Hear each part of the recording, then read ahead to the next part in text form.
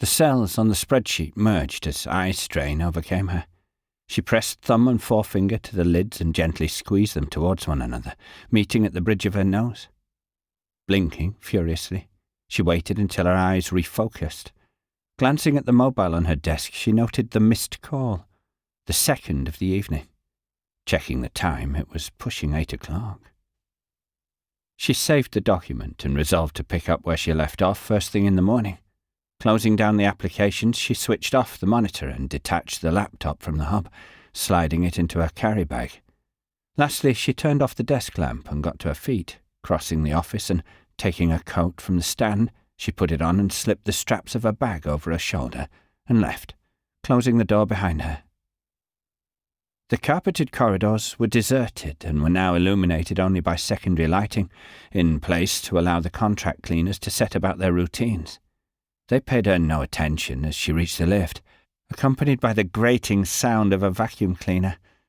Summoning the lift to the 4th floor, she waited, checking her watch once more. Thomas would be annoyed. Another figure came into view, rounding the corner at the far end. Despite the lack of light, the sizable frame gave away the identity of the night shift security guard. He smiled at her as he approached. "Working late again, Miss Ryan?" "Heading home now, Marcus." "You work too hard. Isn't that the truth?" A ping sounded, and the doors parted before her.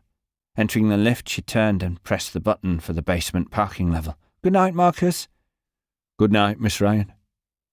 The doors closed and the lift began the descent. Moments later, she stepped out into the underground basement. There were perhaps a dozen cars scattered around the parking level.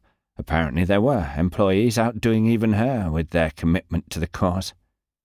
She moved to the left, her heels echoing through the parking level, the only sounds that carried. Descending a ramp to the lower level, she set eyes on her BMW, parked in her designated space. Alongside it was a transit van, and she was irritated by the proximity of it to her own. To be fair, the spaces were narrow and not marked out with wider vehicles in mind, but even so, she cursed the driver under her breath for being so thoughtless. Approaching the car, the keyless entry system registered her presence and the car unlocked itself. Opening the boot, she placed the shoulder bag containing her laptop flat inside. Removing her coat, she lay that down alongside it too. Shutting the tailgate, she was forced to turn sideways and slip down between the two vehicles. Whilst assessing how much of a gap would be needed to enable her to get into the driving seat, something in the corner of her eye caught her attention. Looking across the parking level, she tried to see what it was. For a moment she thought she'd heard something and seen a flicker of movement. The level was well lit, with only the huge concrete supporting pillars and the occasional parked car interrupting her line of sight for 50 yards in every direction. She waited, straining to see or hear what had alerted her, but nothing. Only the muted drumming from within the ventilation duct overhead could now be heard. Realizing she was holding her breath, she dismissed her overactive imagination.